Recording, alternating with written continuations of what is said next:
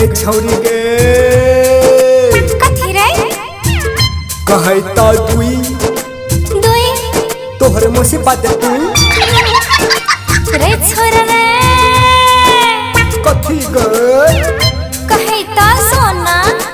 सोना तोहर नाना हाथ ढोंगा होगा गए खीर हल्की त खेबो करती गई छौरी गे कथी रे कहै त दुई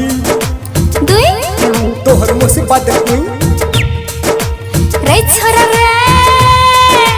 कथी गे कहै त सोना सोना तोहर नाना हाथ ढोंगा गई छौरी मरुआ उड़ा बकरी भगलो पेट किया रे छोरा कथी ओरे थका लगा कुया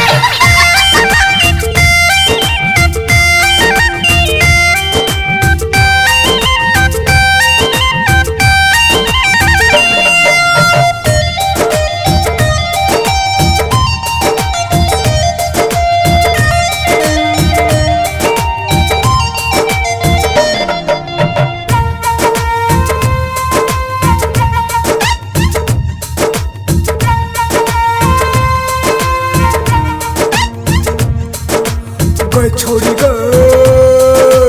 कथी रे कहै त लकड़ी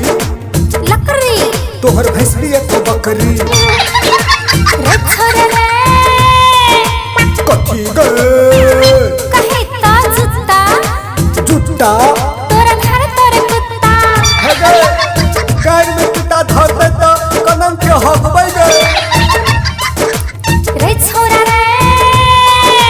कथी गे कहै त रीमा तोहर मामी पटकी माँ है गे हम रीमा नहीं खाइ छियै अंडा खाइ छियै अंडा गई छौरी गे कथी रे कहै त मरद मरद लाथार माको बरद गई छौरी बकरी चरा चिमटी धरल को कटकुरिया रे छोरा भैंस चरा बैल खेल कर पिया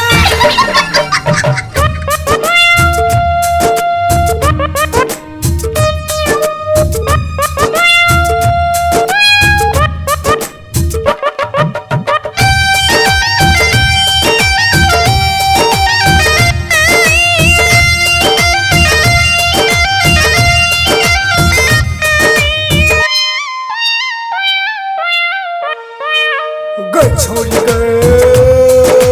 कथी रे कहै त माई माई बनब तोहर साई अपने मन से रे छोरा रे कथी गे कहै त स्यौ उरहेर जतबा बहुर है जिते तक केकरा चुमा लेबै गे गई छौरी गे कथी रे कहै त मिस मिस हे गे तोरा लेबो किस मुंह देखने चाहिए आईना में तना रे छोरा रे कथी गे कहै त चाय हाँ सर चाय तोरा लग तोरे मार हे गे